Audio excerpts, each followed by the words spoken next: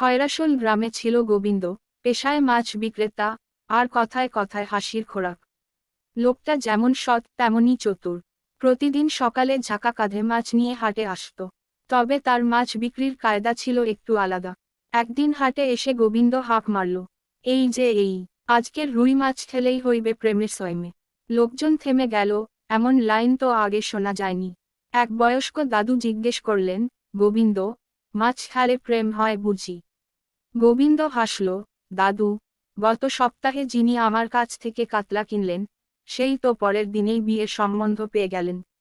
গল্পটা চাউর হয়ে গেল। হাটে এখন গোবিন্দের স্টল সব সময় ভিড়ে ঠাসা। তার মাছ না কিনলে বুঝি কারো প্রেম টিকবে না, এমন ধারণা তৈরি হয়ে গেল। সে রুই, কাতলা, মাগুর, পুঁটি সবকিছুর সাথে নতুন নতুন বোনাস গল্প যোগ করত। একদিন এক মহিলা এসে বললেন, গোবিন্দ, ভালো কাতলা দাও তো।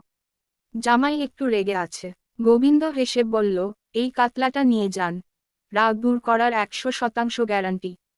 শুধু ঝোলটা মশলা দিয়ে বানাবেন।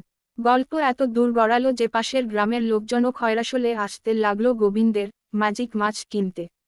কেউ বলছে চাকরি হয়েছে, কেউ বলছে প্রেম টিকেছে। গোবিন্দ নিজেও জানে এসব গল্প কতটা সত্যি, কতটা তার বুদ্ধির ফসল।